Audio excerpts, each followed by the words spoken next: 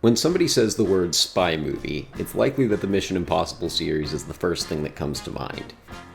With the next installment coming out soon, I wanted to look at how the previous 7 movies have utilized the elements that the series has become known for, and where they are effective and ineffective. I'm Evan Wessman, and this is an interior analysis of Mission Impossible. I consider myself a fan of the Mission Impossible series. The Final Reckoning might be my most anticipated movie of 2025, but there are a few of the individual movies that I have issues with. I've seen many people have very different rankings of this series, and they justify those rankings for very different reasons.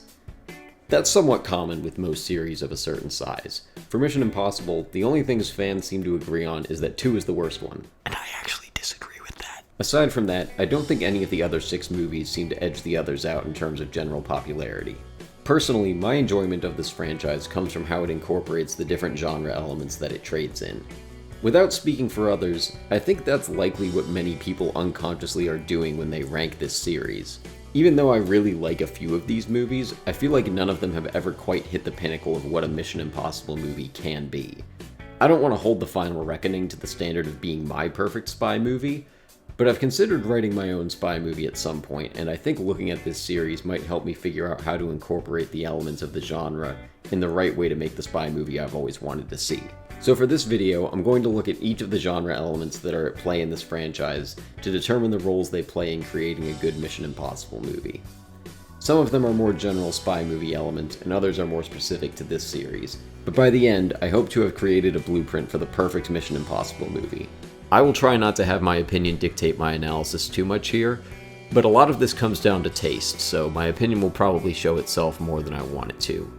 If I trash on your favorite element or installment of this series, I'm genuinely sorry. Also, spoiler warning for all 7 movies. Now let's get to it.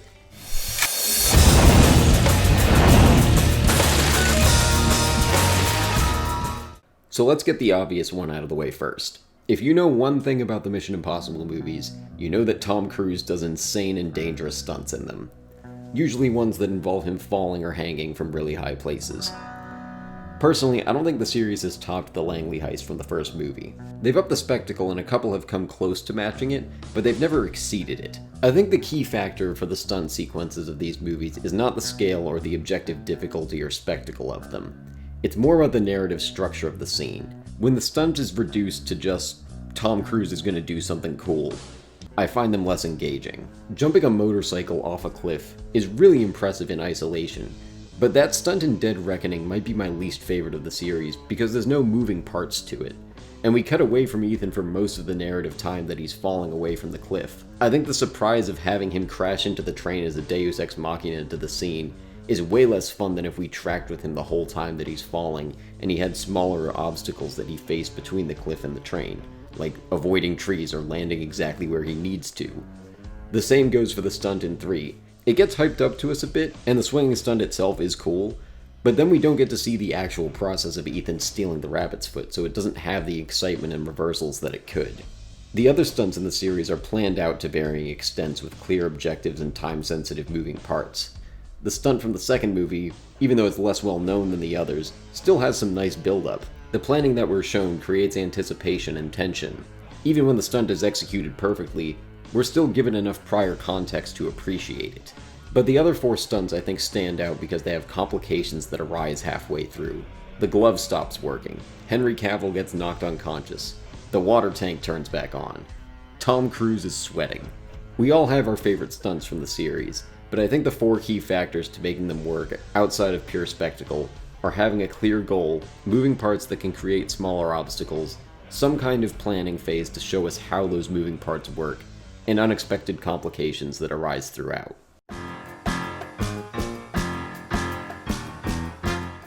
This element is probably the one that I feel has the most untapped potential in the series. For a while now, I've wished that we could have a spy team that has the kind of lived-in dynamic that I have with some of my own friends, or like the study group in Community, or even the crew in the Ocean's movies. People with a history of friendship and loyalty and collaboration. This series has gone on long enough to give us that, but the team dynamic has always been kept as a low priority, so even 7 movies in, the team doesn't feel that tight. My favorite team in the series is actually the one that dies at the beginning of the first movie. They banter and have an established dynamic and history that I really enjoy for the brief time they're around. Unfortunately, I don't feel that same kind of dynamic with the teams we get throughout the rest of the series.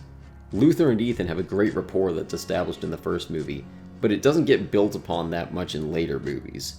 We get a couple moments like Luther cautioning Ethan against marrying Julia in the third movie, and the scene where he leaves to track down the entity in Dead Reckoning.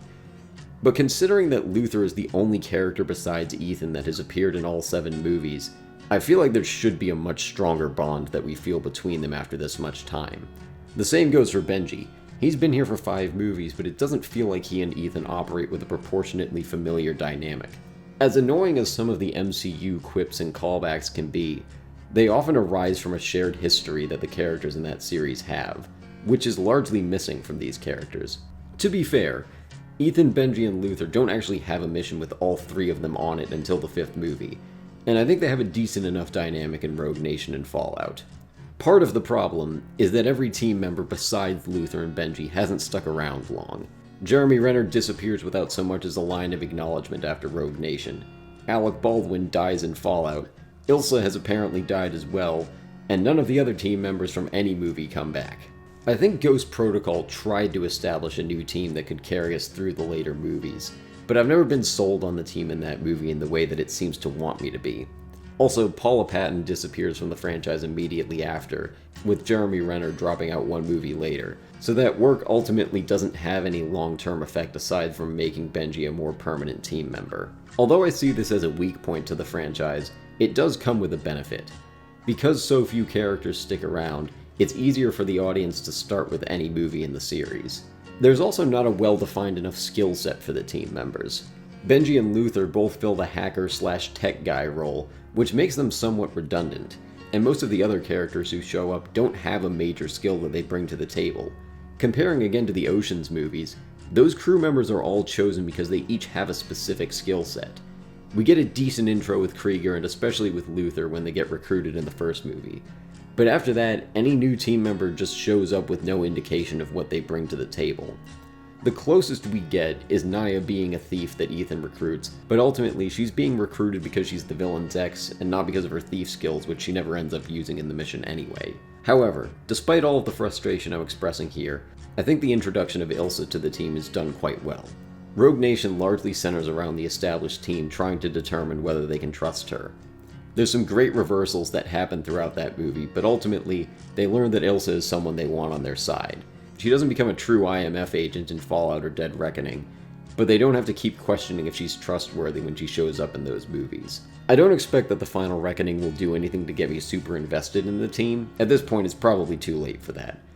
But if this is going to be the last one, maybe we can give a little more weight to the amount of time that Benji and Luther have stayed by Ethan's side in these movies. In any case, creating a really strong team dynamic in terms of relationships, trust, and skill distribution is something that I really want to do if and when I write a spy story. Love interests are an element that the series has largely abandoned at this point. They're really only present in 2 and 3. There's kind of a seduction subplot with Ethan and Claire in the first movie, but it's presented in a really strange way where I can never tell how hard she's trying to seduce him or how much he's falling for it. Even when I first saw this movie as a 10-year-old, I found it pretty confusing. Apparently there was an earlier draft or cut of the movie where there was a love triangle between Claire, Ethan, and Jim, and I think it's fine that they chose to cut that, but then they left too many remnants that don't make sense within the rest of the movie. There's parts where Ethan and Claire are giving each other intense looks and touching each other a little, and at the end, Jim has a couple lines that indicate that him and Claire are having marriage problems. And you realize it's over. You're an obsolete piece of hardware not worth upgrading. You've got a lousy marriage and $62,000 a year. And that part of his plan was to have her seduce Ethan to gain his trust. I was never convinced her charms would work on you. But I was supremely confident, having tasted the goods. But anyway, let's get to the ones where they actually tried to have romantic subplots. Naya in the second movie is a criminal that Ethan has to recruit for the mission, and by the end of Act 1 they're already hooking up and are apparently very emotionally attached. Most of Naya's role in the plot is to do reconnaissance on the villain, who is her ex. She has some agency, she injects herself with Chimera at the end of Act 2, But then she doesn't have anything to do for the final act of the movie since that decision basically turns her into a MacGuffin. Ethan is very protective of her, and she's kind of presented as his primary motivation. They walk off into a happily ever after at the end, and then Nia is never seen or mentioned again. So this matches pretty closely with women in older Bond movies. In the third movie, we start out with Julia being threatened in front of Ethan, and then flash back to their engagement party. They get married around the end of Act 1 before Ethan has to go off to do the bulk of the mission. Julia is completely oblivious to his work in the IMF, but ultimately gets targeted by the villain, and Ethan has to go save her. So, in a way, the two love interests in these movies are really just treated as different flavors of damsels in distress. It's easier to buy that Ethan will risk it all for his new wife than for some criminal that he met like a week ago, who's basically just a temporary co-worker he's having a fling with. Nia at least gets to have more agency than Julia, but ultimately both of them get put in danger so that Ethan has to go do the plot. Personally, I think if spy movies are going to have romantic subplots, a character like Nia makes more sense, even if Mission Impossible 2 isn't a great example of that kind of romantic subplot. Giving Ethan a wife in the third movie is an element that I've heard works for a lot of people, but I've never really been a fan of that choice. On paper, it makes a decent internal conflict where he wants a normal life but also has to be a super spy. But also, we've seen that before, whether in Bond or in a whole bunch of superhero movies or plenty of other action movies. Also, there isn't really any work done in the script to get us invested in their relationship. Michelle Monaghan and Tom Cruise do a good job making up for that in their performances, but the script is really lacking in that regard. They write her out of the franchise in the next movie, which I ultimately think is handled well. I don't feel like her off-screen presence adds much to Ghost Protocol, but giving an explanation for her disappearance from the series and showing us that she's okay at the end of that movie is at least a respectful way to send off the character, rather than just acting like she never existed the way they do with Nia. I feel like it's relevant to also bring up Ilsa in this topic. She's technically not a love interest for Ethan, but they've played with the idea of her being one. She asks Ethan to run away with her in Rogue Nation, and I feel like it's ambiguous whether that's meant to be read with a romantic subtext or if it's just a professional tactic by her. Luther has a scene in Fallout where he indicates that Ilsa is someone that Ethan cares for as much as he did for Julia. They develop the relationship with her and Ethan better than the other two love interests, and I think giving her and Ethan a more explicitly romantic dynamic wouldn't be a bad choice. I don't mind if that relationship stays platonic, but if they want to bring them out of the friend zone, I think that's been earned at this point. Of course, getting out of the friend zone now means resurrecting Ilsa, which I want them to do, but I don't think they will. So my take on including love interests in this franchise is essentially that it hasn't been done well yet. I think there could be a good romantic subplot in a Mission Impossible movie that isn't just a rehash of other action movies, or reducing that character's role to that of classic Bond girls or damsels in distress. But it seems like they want to leave romantic subplots out of the franchise, which I'm also fine with. However, going into The Final Reckoning, I don't want them to make Grace a love interest character. They show her kissing Ethan underwater in the trailer, so maybe they're going that direction. I guess we'll see. Every installment so far has a MacGuffin. The Knock List, Chimera, the Rabbit's Foot, Nuclear Codes, the Syndicate Funds, Plutonium, a two-part key. Several stunts in the series center around acquiring MacGuffins from secure locations, and I strongly suspect that the big stunt of The Final Reckoning will center around accessing the submarine where the entity is located. A lot of times the term MacGuffin is used in a derogatory way, with the implication that the audience doesn't care about it. While I agree that MacGuffins are never the most interesting element of any movie that involves them, including these movies, they all have to be treated differently based on what they are. Chimera is a disease. The Knock List contains the identity of IMF agents. Plutonium is plutonium. And all of them are treated differently in the plots of their respective movies. But a rule that tends to hold true with all MacGuffins, especially in action movies, is that it's a powerful and dangerous object that the heroes have to prevent the villains from acquiring. The Rabbit's Foot in the third movie presents an interesting example of a MacGuffin, because we're never told what it actually is or does. It's ultimately just used as a bargaining chip for Ethan to save Julia from the villain. In a way, it makes sense that we aren't told what it is, because Ethan doesn't care. He just cares about saving his wife. And because that's the goal of that climax, it makes it more okay that we don't know what the Rabbit's Foot is. But that's something that I think you can only get away with once. Basically, I don't think having a story include a MacGuffin is a problem. We've seen plenty of good stories use them to good effect. And although this series relies heavily on them, I don't see that as a weakness. The conflict and plot and characters around them have to be compelling to watch, which usually means focusing less on the MacGuffin itself. So I hope the final reckoning doesn't center that much around the key to the entity changing hands in the way that Dead Reckoning does. Heist movies are another genre that I love, so it's often fun for me when they blend with spy movies. And given how many MacGuffins this series features, it's well positioned to have some fun heist sequences. In 4 out of 7 movies, the big stunt happens in context of the team acquiring the MacGuffin as the centerpiece of a heist. I talked about the stunts already, but both of my favorite stunts are ones that happen during heist sequences, which makes sense. 3 of the key elements I named for stunt sequences is that they have a planning phase, a lot of moving parts, and complications that come up halfway through. Those are usually essential elements of any heist sequence as well.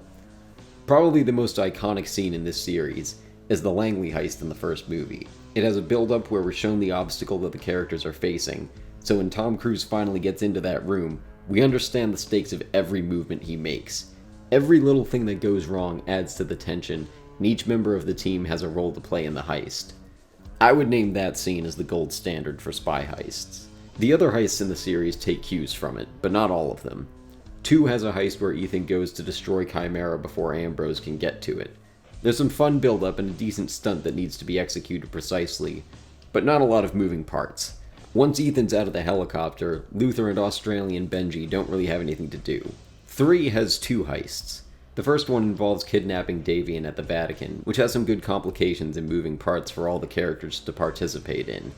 But the second one, where they get the rabbit's foot, basically skips over the entire heist, which I find frustrating. Ethan does the big pendulum swing stunt, but then we don't see any of what happens once he gets inside the building. It jumps forward to him breaking out of the window after what we can only assume was a harrowing fight through a lot of security, and the rest of the team is just waiting for him on the ground with nothing to do.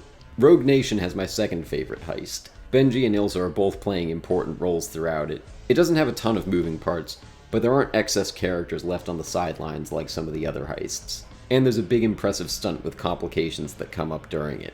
Fallout and Dead Reckoning didn't have heists in them, so I'm hoping that the final Reckoning will have a good one to send us out on. Maybe that will be the big stunt sequence, but I'm okay if they do a heist that doesn't involve a stunt.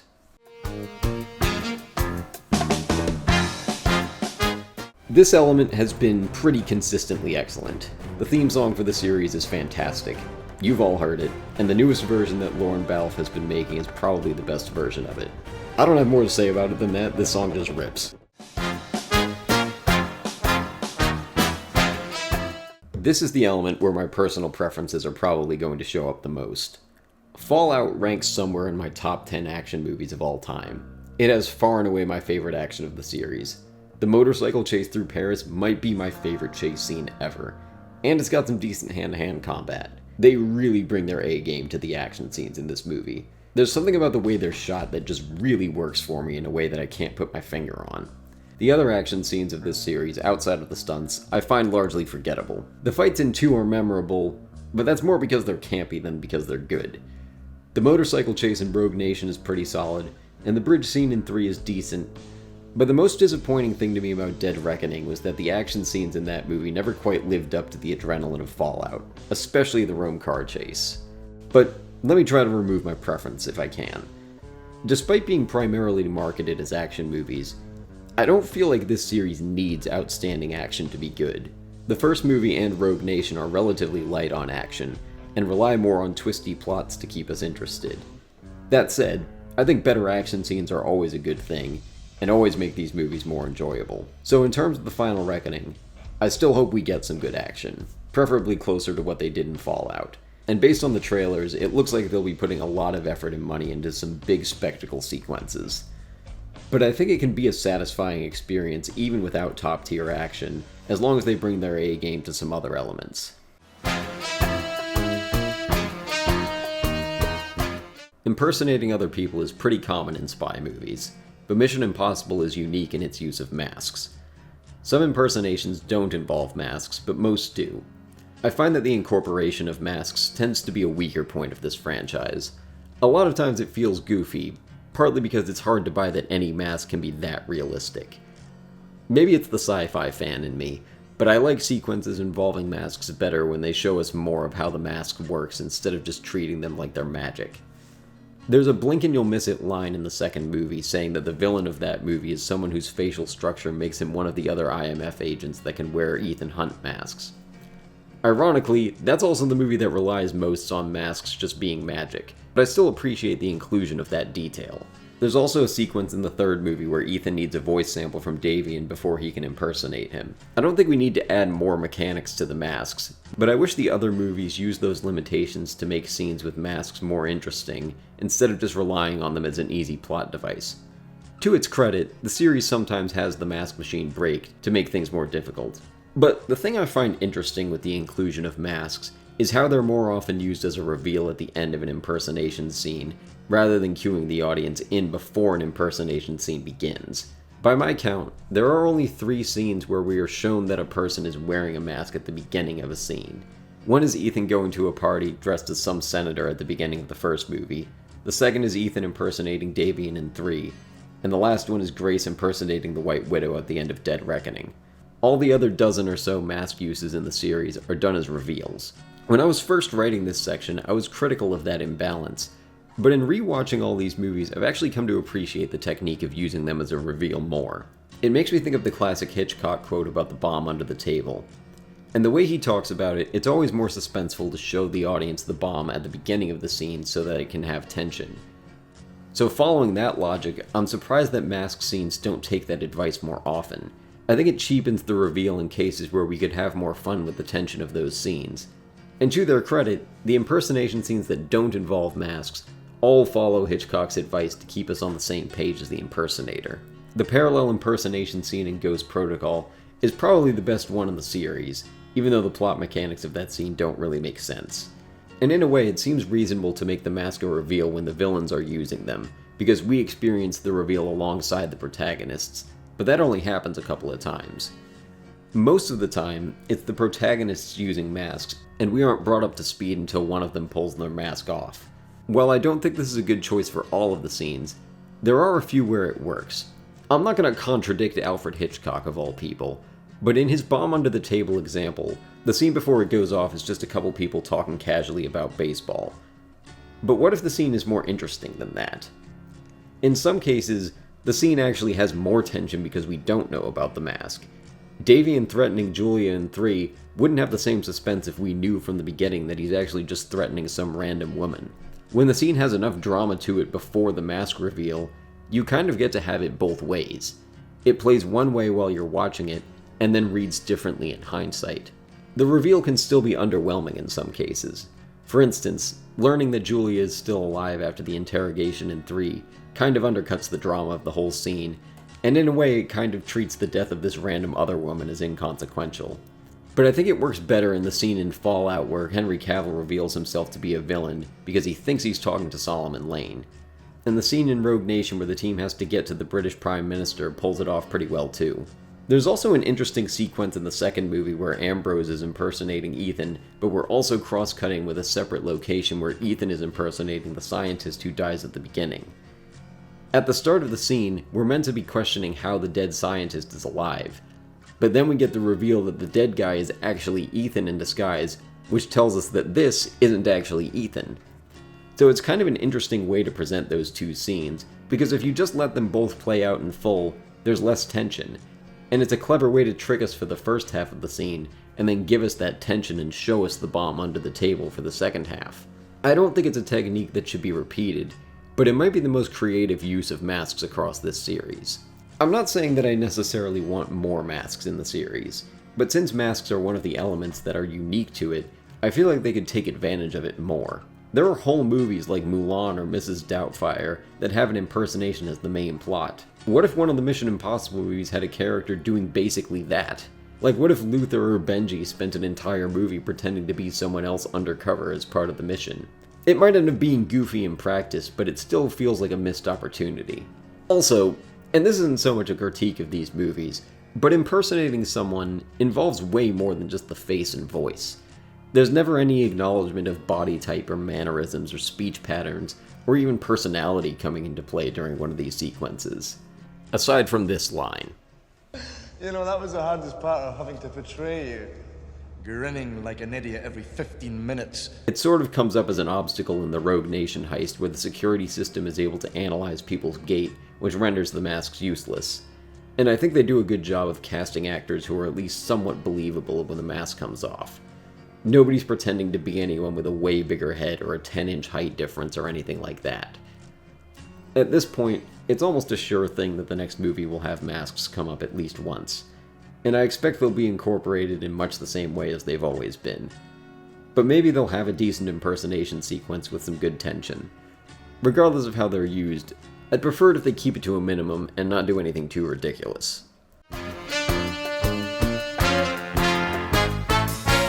So this is kind of a joke, but I feel like it still deserves mentioning. Tom Cruise running has been memed and parodied to death, but damn does this man look good when he runs. So I'm here for more of it. The teaser has a lot of shots of him running. This one's my favorite. The guy's 60 and somehow is still doing this stuff. But let's face it, he might only have the juice for a couple more movies where we get to see him do a good run. So let's see a lot of it. Give me 30 uncut seconds of this.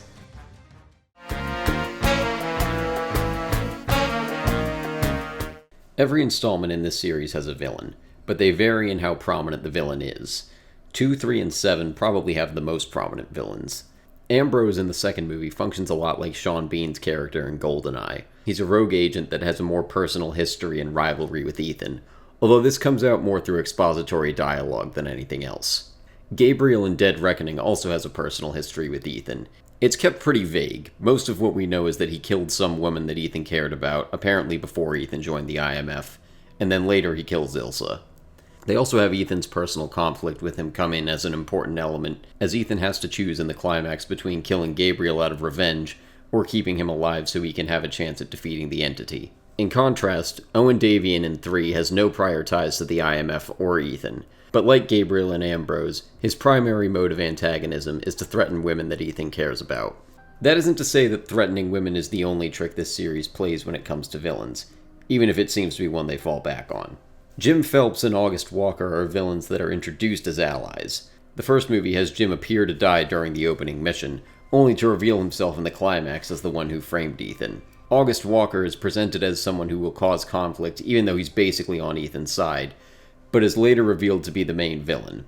They also do a betrayal with Billy Crudup's character in 3, but he's still basically a henchman to Davian.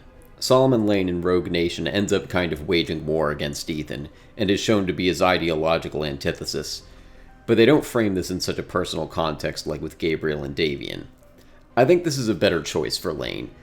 This is probably another case where my taste comes into play, but I like it better that Lane and Ethan are framed kind of like rival chess players that have studied each other obsessively and are trying to predict each other.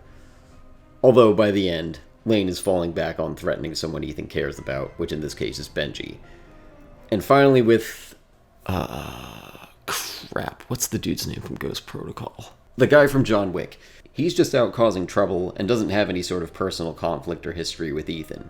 So we have a few different flavors of villain that the series has tried out. Strangely, I don't see a pattern of when these villains work well and when they don't, at least not in my opinion. I don't feel like the decision to make the villains more personal makes much difference. The same goes for whether they're shown as a villain from the outset or betray Ethan later on. We've gotten villains that are good in a fight and others who aren't. They also don't always pose apocalyptic threats. Usually they do, but Jim Phelps in the first movie doesn't. Obviously, the Entity will be our villain for the final reckoning, and we got plenty of reminders in Dead Reckoning about how global that threat is. But I think it's worth noting that the series has functioned well with lower stakes conflicts. Spy movies as a genre don't necessarily need the antagonist to be a character with a face. They can use more broad or abstract forces of antagonism, whether that's a whole country, a political faction, a villainous agency, or several intersecting systems of power. Despite this, most spy movies today tend to have an easily identifiable villain, which I think is mostly due to the Bond series. There are more organized forces of villainy in a couple of the Mission Impossible movies. 5 and 6 feature the Syndicate and the Apostles, but they're treated as one-offs rather than long-term villainous organizations like Sith or Decepticons or Death Eaters. The series at this point seems to be better off sticking with villains who are announced as such from the beginning, rather than ones who betray the heroes. The series has done a betrayal plot 3 times by my count, And while I think all of them work, it's still a trick you have to use sparingly so the audience doesn't see it coming. Since the first movie centers around a huge betrayal, we can't have Ethan display too much trust of anyone that comes into proximity with him in later movies. And even though there are other betrayals that happen later in the series, Ethan is still shown as having his guard up. In 3, he's suspicious of Lawrence Fishburne instead of Billy Crudup, and in Fallout, he doesn't really trust Walker prior to the reveal that he's a villain. So neither of those reveals hit with the same weight as the one with Jim in the first movie. The series has also mixed in suspicious characters who turn out to be allies, in the form of Brant in Ghost Protocol, and Ilsa in Rogue Nation. And if you want to be a little bit generous, also Grace in Dead Reckoning. All this to say, I think the series might have reached its limit with surprise villains, and nothing that's been set up for the final reckoning seems to indicate that there will be any major twist villains in that. Personally, I'm pretty ambivalent about how the series uses its villains. They don't really make or break it for me. Jim in the first movie is probably my favorite just because I like the reveal of his betrayal, and I like how no-nonsense Solomon Lane is in Rogue Nation. Philip Seymour Hoffman gives a great performance, but I don't feel like Davian is that great of a villain on paper. I'm sure other people feel more strongly about the villain, so if that's you, leave a comment and let me know because I'm probably not doing everyone's feelings justice here. At the very least, I like that the series has created a good amount of variety with its villains so they don't get repetitive or stale. I would categorize the Mission Impossible series as one where you can theoretically have any movie be your first one. I saw them in order, but I saw both Fallout and Dead Reckoning in theaters with friends who had never seen any of the previous movies, and they were able to follow it. So I think it's fair to say that you can basically treat all of these movies as separate from each other if you want, and watch them in any order. That said, there is still some connective tissue between them. Each movie's plot is almost completely disconnected from the others, but we get several characters who carry over from previous movies. Luther has been in all 7, Benji's been in 5, Ilsa has been in 3, Alec Baldwin, Jeremy Renner, and the White Widow each stuck around for 2 back-to-back. And Julia makes a brief appearance at the end of Ghost Protocol, and again at the climax of Fallout. 5 and 6 are also the only movies to have a returning villain, although even in that case, Solomon Lane is captured at the end of Rogue Nation, and is in captivity for much of Fallout. Fallout also places him as kind of a secondary antagonist to August Walker. Otherwise, there are occasional references to the events of previous movies, but they're pretty rare, and they're never essential to understanding what's happening in the current movie. So this is an element where the final reckoning is going to be unique, because from the way Dead Reckoning ended, and the fact that they were originally presented as part 1 and 2, it's going to be a pretty direct sequel.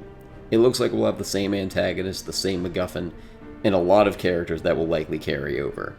I wasn't huge on some of what Dead Reckoning did, but I'm interested to see how this series will function when it makes a sequel that is directly connected to the previous installment.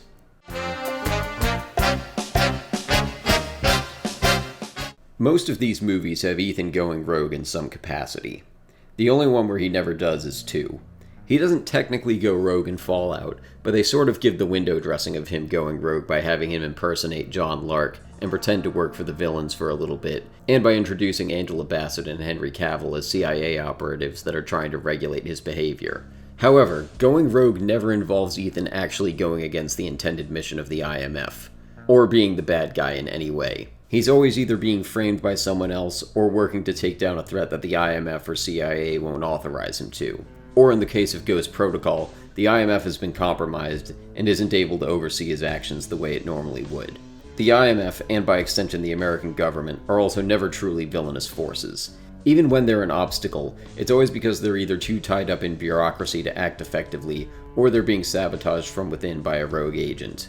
This kind of dynamic is fairly common in action movies. Audiences have divided views of the government and specific government agencies, so having the hero defy orders while still ultimately acting in the interests of the state serves as a convenient middle ground. Tom Cruise has essentially the same dynamic in both Top Gun movies. Since Ethan was rogue for all of Dead Reckoning and is still rogue at the end, it seems safe to assume that he and his team will be rogue for at least the beginning, if not all of the final reckoning. I'm generally fine with this dynamic. It's worked well in the series so far and serves as a good way to rob Ethan of resources and create more obstacles and antagonistic forces for him to overcome. For my own spy story that I've been brainstorming, I want to take rogue behavior to a place that these and most spy movies don't. That deserves a separate conversation and gets into some of my own political views that I'd rather keep out of this video, But in short, I'd like to challenge the pro-establishment ethos that tends to be very prevalent in the spy genre. This is probably the most central element to all spy fiction, and I've already touched on it a few times. All of these movies feature some kind of dynamic of distrust, and, if not an actual betrayal, at least the threat of it. The first movie features the biggest betrayal out of all of them. The movie opens with the team getting killed, and Ethan being framed as the culprit. By the end, he learns that Jim, Claire, and Krieger, people who were presenting themselves as allies to him, were setting him up the whole time. After this point, the series generally sticks to a pretty simple formula when it comes to betrayal. If a major character was in the last movie, we can trust them. If not, they're suspect until proven otherwise. Luther proves himself as trustworthy in the first movie, and we never worry about him screwing Ethan over after that. Naya isn't really presented as untrustworthy, but Ethan still has to win her over to the IMF side, so there's a bit of a dynamic that gets played with there. The third movie has Billy Crudup betray Ethan, and has Lawrence Fishburne appear to be a traitor, but the other three IMF agents that work with Ethan never have their loyalties thrown into doubt. Benji is totally solid when he shows up in Ghost Protocol, despite barely doing anything in 3, but Ethan gives Brandt some major side-eye for most of that movie. August Walker is at odds with Ethan from the start of Fallout, and reveals himself to be a bad guy by the end of Act 2. The White Widow is sort of an exception to this rule by alternating between being an ally and an enemy in both Fallout and Dead Reckoning. Grace has shifting loyalties from the moment she shows up in Dead Reckoning, but by the end she joins the IMF, so presumably we can trust her in the next movie. There's a couple times when Ethan and the team betray or deceive other people in these movies, most prominently when Ethan poses as John Lark for parts of Fallout. But generally, they aren't pulling any major deceptions on their antagonists, aside from the occasional mask reveal. Now, you may have noticed that there was someone I skipped over in that run-through of the series. That was intentional, because I wanted to save the best for last. I really love how Ilsa factors into this element. Rogue Nation has Solomon Lane as the primary antagonist, but the main conflict of that movie is whether the team can trust Ilsa or not. And all the while she's trying to prove herself to both the British government and Solomon Lane, who in turn are questioning her loyalties. It's a masterstroke of espionage writing to keep her actions consistent with her motivations, and have her betray the protagonists, but still show enough alignment with Ethan's worldview that she can believably be an ally by the end. And as the cherry on top, they don't have her join the IMF at the end, but instead allow her to remain a free agent, so she can be an ally but not get absorbed into the team like the others before her have. She gets to have the best of both worlds. She's essentially a good guy, but she's still free to do cool, deceptive, double-crossing spy stuff and get hired out by other agencies, who sometimes put her at odds with Ethan and the IMF. She's an ally with an asterisk, which I think makes her far and away the best character in the series. And it's why I'm so pissed they killed her in Dead Reckoning and require you absolute I really hope they bring her back in the final Reckoning, no matter how dead she seemed in the last movie. I'll get over my annoyance at how many times characters get brought back from the dead in fiction. Pull some mask BS, I won't be mad. In fact, I'll probably cheer. If Rebecca Ferguson is willing to keep playing that character, I would love to see a spin-off about her if the next movie is really going to be the last one of the main series. They killed off their best character, and I think they will regret that decision. I know I do. Theme is a less prominent element of this series. This is fairly common of spy movies, but that isn't to say that these movies are devoid of theme. Perhaps the character trait that Ethan Hunt expresses the most consistently throughout the series is that he will fight as hard as he can for the people he cares about. But along with that, we're also shown a lot of examples of how much he cares about the lives of strangers and reducing collateral damage even with his enemies. 0 body count.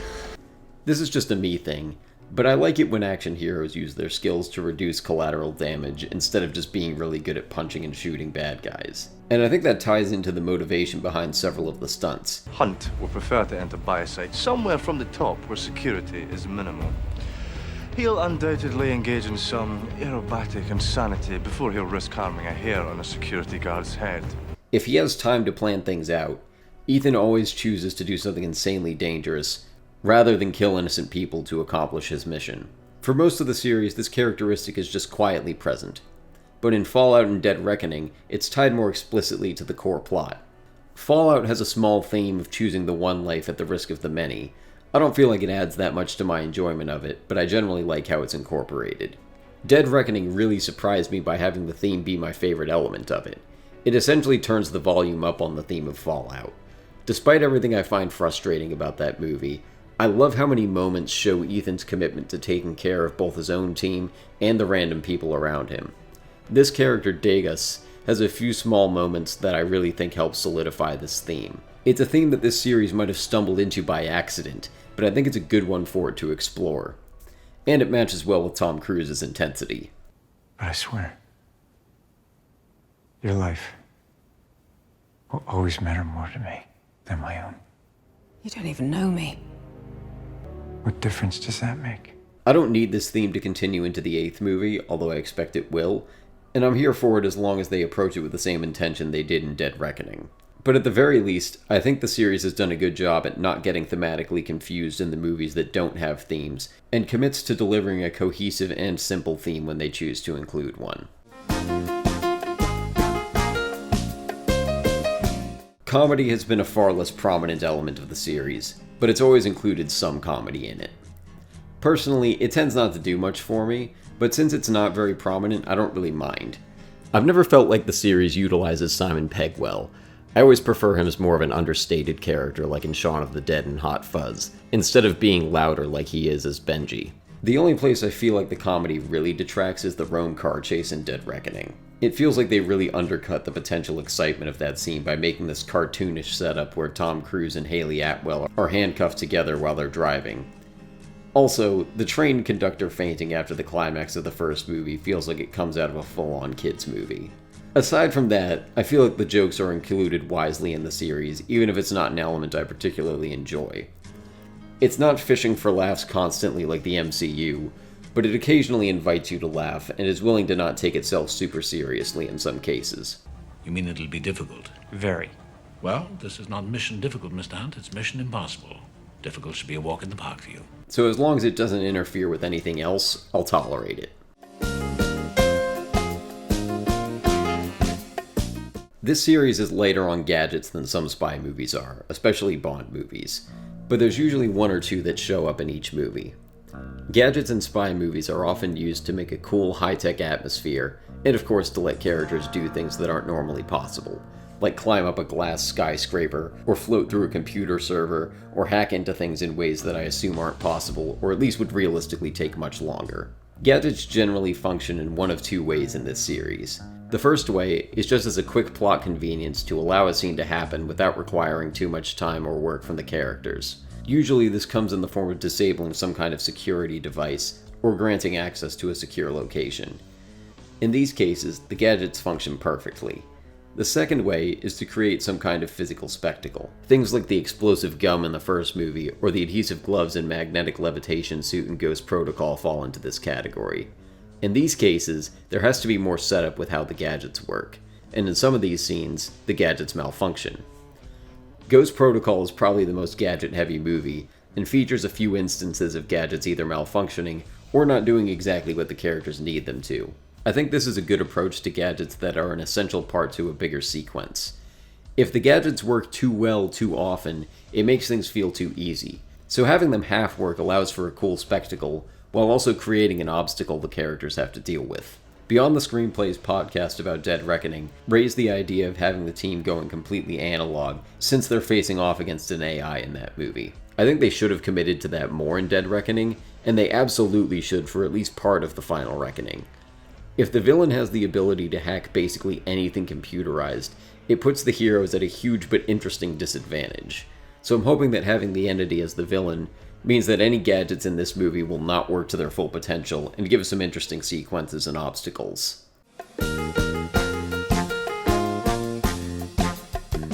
So for better or worse, I'm not really going to bring all this together to make a blueprint for the perfect Mission Impossible movie like I said I would at the beginning. That was my intention when I started writing this video, but in writing it, I realized that isn't really possible. A storytelling lesson that I've learned over the time that I've done this channel is that an important part of writing is choosing what to prioritize. This is particularly true in a medium like feature films that have constraints on budget and runtime, even in cases where creators are given essentially no restrictions on budget and creative control. Part of me believes that there could be a Mission Impossible movie that includes all of the elements I've outlined here to their maximum potential. But I wonder if that movie would also end up being 4 hours long. At a certain point, some elements have to be sacrificed in favor of others. And across the individual installments, I think we see that at play. 1 and 5 have really twisty espionage plots, and, in my opinion, the best stunts. Fallout has the best action, 3 has the most prominent love interest and villain, Dead Reckoning has the biggest spectacle and most characters, Ghost Protocol has the most gadgets, 2 has the most masks, and the most Tom Cruise slow-motion hair flips.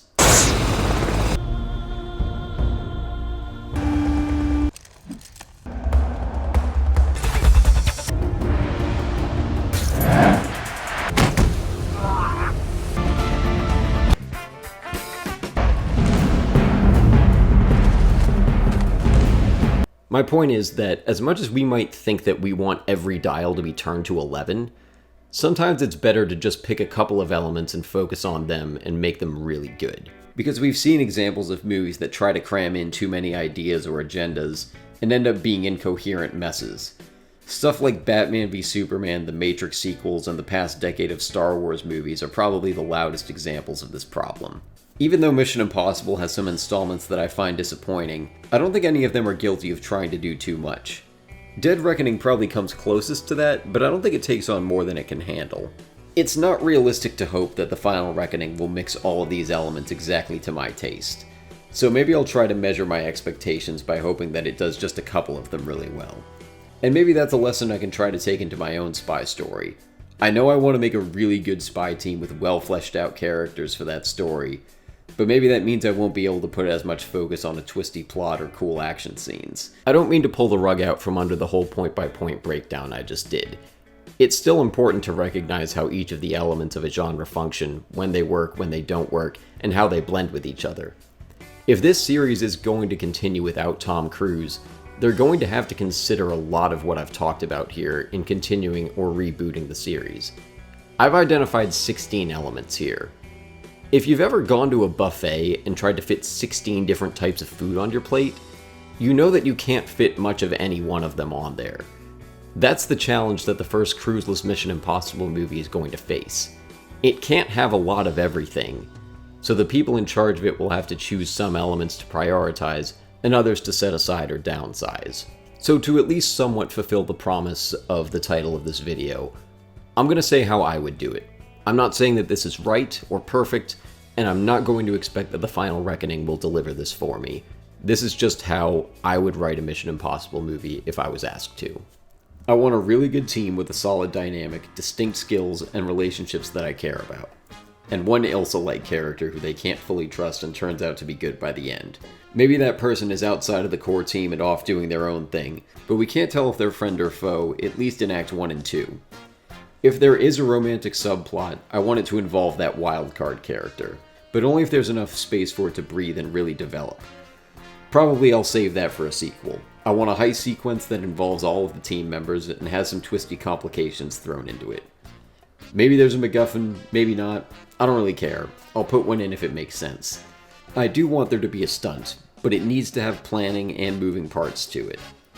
The team is going rogue, and this time it's because the villain is a powerful domestic institution, so the IMF doesn't want the team stopping them. It's not a sabotage thing like in some of the previous movies. The IMF is just in the wrong. I think that'd be cool. And the villain ideally won't take up a lot of space in the runtime. I want a party scene like the beginning of the first movie just because I think that's fun, and that will be where I include any impersonations and masks. Also, whoever's wearing the mask is fully determined by their face and body structure, and it requires one of the team members to do a task they aren't skilled at during that sequence. I think I'm going to keep it gadget light and comedy light. Those are probably both things I would be open to as I write it, but not things I would plan to include. I would like there to be a theme, but I feel like I'd have to build this story out more thoroughly to specify what the theme would be. And finally, yes, I would like there to be good action. Maybe not that much of it, but if we're doing a couple action scenes, we're going for Fallout grade action, ideally with a couple of sick running shots thrown in there. So hopefully that doesn't stretch it too thin. I might have bit off a bit more than I could realistically chew there. Actually writing it would surely present a lot of challenges. But while I'm still being aspirational, this is a series that I could see myself writing a reboot for.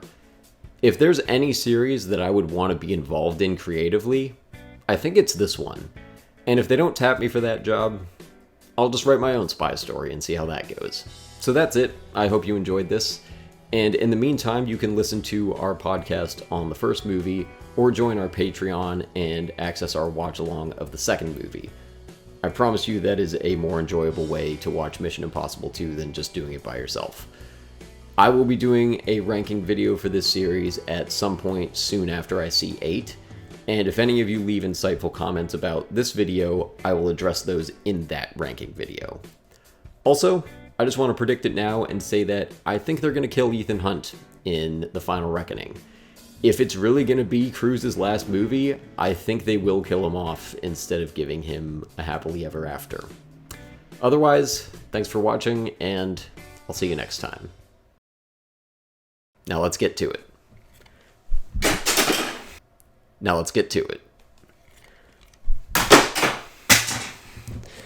My putting skills are better than this, I promise.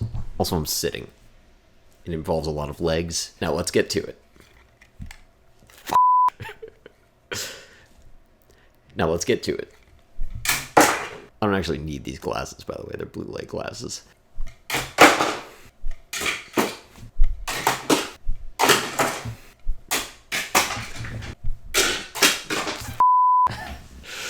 This is going to be such a fun supercut. God, he makes it look so fluid when he does it. This is much harder than it looks to do this, like, fluidly, especially with the mic in front of me.